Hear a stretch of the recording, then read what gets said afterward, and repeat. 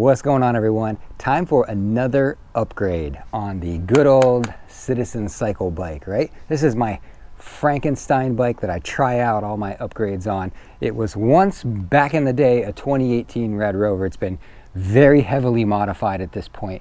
I will link in the description below everything I've done to this, because there's a lot done to this bike, including I've got a motor on the front wheel, we've got controller upgrades, we've got rear motor upgrades, battery upgrades. It's quite a beast. This thing will go, you know, if you hit both throttles and pedal a little bit, you can go from 0 to 35 miles an hour in about 8 seconds. It tops out right around 35. You don't have to pedal to hit 35. It's very quick off the line, and it's been a lot of fun. But there is one more upgrade that I think this bike needs, and I've never done it. We're gonna try it today, and hopefully I figure it out and it works. But we're gonna try putting on a larger front chainring. So this right here is a 42 tooth, and the one I bought is a 53.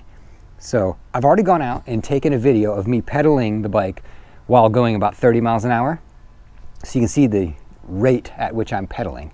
And then we'll hopefully switch this out to the bigger one, and I'll go do the same video. And I'm hoping I can put them side by side on the screen, and you can see the difference it makes. How much of a difference does it make putting on the larger chainring? So we're going up, what is that, 11 teeth?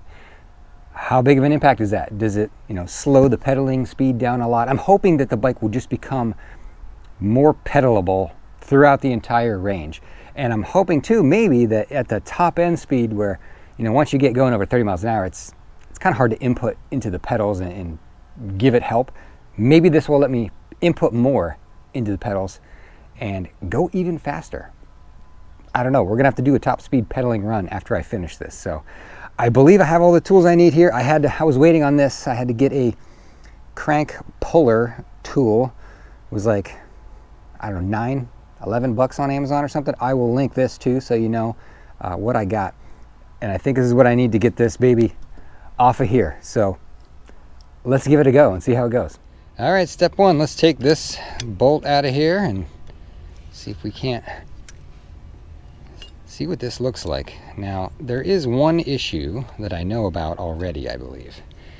And that is, this is a square and this is a diamond, which if I just put this on there, that's going to be an issue, because then your pedals won't be exactly opposite. But I'm hoping that as long as I switch the other side to a diamond, everything should work fine, right?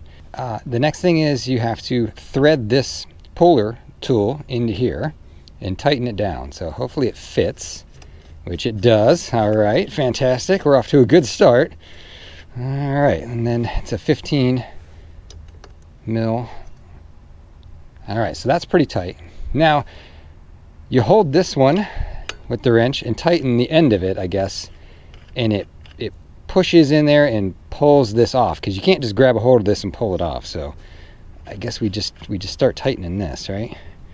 And then that is also a 15. So let's see what happens. Come on, I hope it works. It's very tight. Wow, I didn't think it would be that tight. So it's kind of hard to do this while trying to show it on camera as well. It's kind of in my way.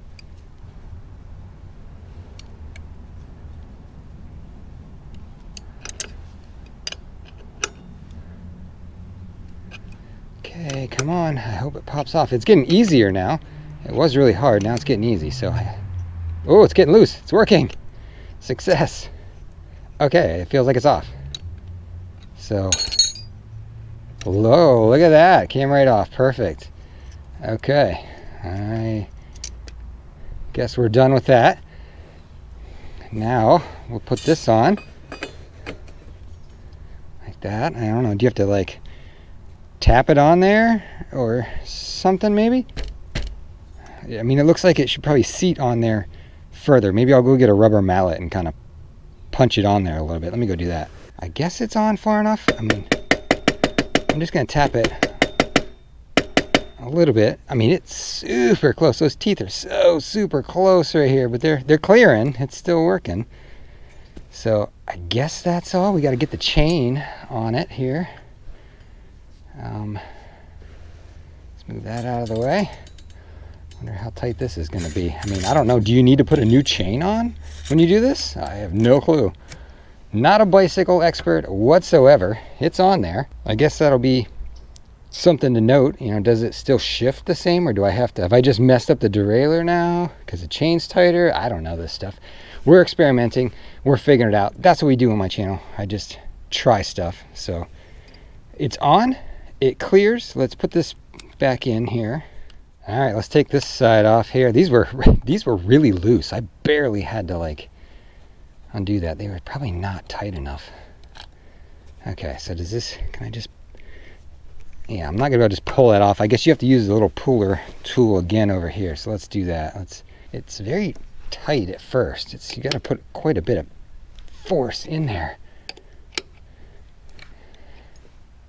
And then it gets real easy as it starts pulling it off of there. And there you go, pulled it right off. Pretty slick, actually. I'm glad I bought that little tool. So where's my other thing? I gotta put this on. Let's get it lined up. So the pedal's right there. Right there. Yeah, so they're offset perfectly now. So it doesn't matter, I guess, if you buy square or diamond. As long as you change both sides, you're fine. I mean, it makes sense, right? Done. That took like 5 minutes. Let's get the pedals on. All right, everyone, we've got some successes and some failures. So the good news is this fits on here and it works. It has just enough clearance to miss this frame bar. I mean, just enough. I don't think you could go any bigger. I don't know that you could put on a 58 tooth. This 53 just barely clears. Maybe there's some kind of offset depth adjustment I should have been looking at. I don't know. Maybe that would allow you to do a larger one, but this one just clears.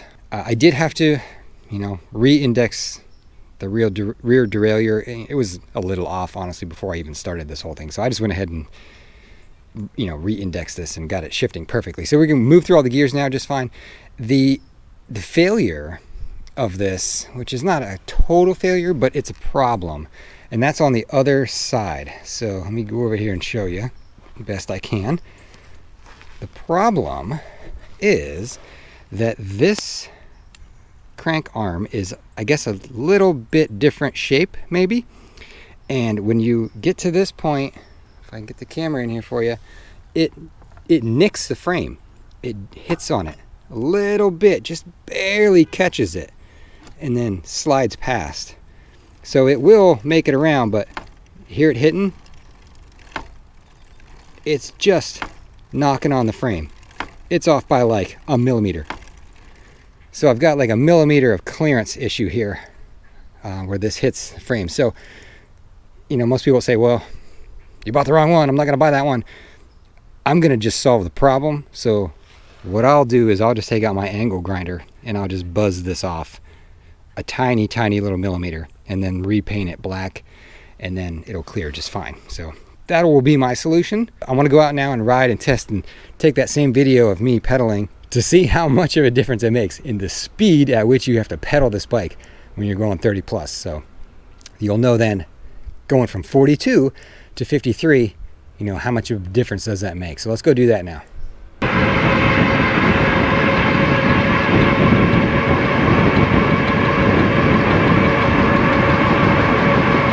All right, so I can definitely tell there's more pedal available with the bigger chainring, but now the next question, can it increase my top speed any? So let's give that a shot.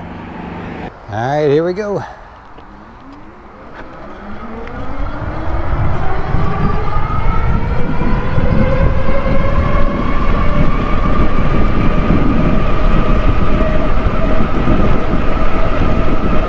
I definitely have feeling in the pedals at least.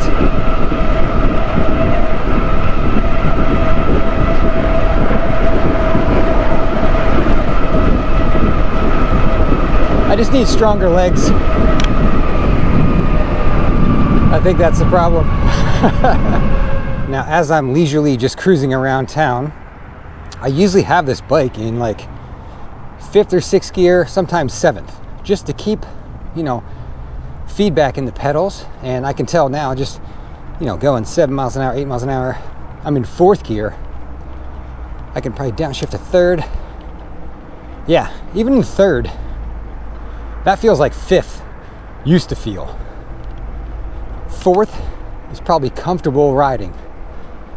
And then, I mean, when you go to 5, 6, 7, there's a ton of feeling in the pedals.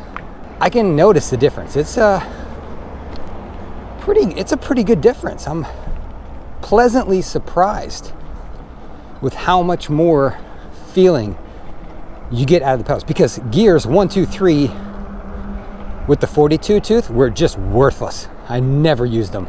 Yeah, 3rd gear's probably usable. Maybe if I had to climb a steep hill or something, probably still won't use 1 and 2. I just don't need them on this bike with double motor power. I mean, they're unnecessary, but at least 3 and 4 I feel much better. And then 6 and 7, those have a lot of pedal now. So good, it was a good upgrade. I think it was a good upgrade. I am happy. This will definitely stay on the bike. I think it looks good on there. It's much skinnier. It's not double-sided like the other one, but given how much or how little clearance there is right there, I don't think you could put a double-sided one on there. And now that I've got this on here, I'm wishing I would have got better pedals. Make it look better. I may have to do that too. So there's my assessment. I didn't get any more top speed because I don't think my legs are strong enough. There was much more pedal there to be had. I just couldn't pedal it any harder. Way more usable gears in there. And this is on the back is a 1428 tooth freewheel. So if you had that 1132 mega range gearing on the back, you'd have a ton of feeling in the pedals. That might be overkill. I hope you found this helpful. You just needed that one special tool. You got to have that crank pulling tool thing to get it off there. Easy one, easy upgrade to get more feeling in the pedals if you need it. So hope you found it helpful. If you like this kind of stuff, do me a favor, hit subscribe, and I will talk to y'all later. Thank you so much.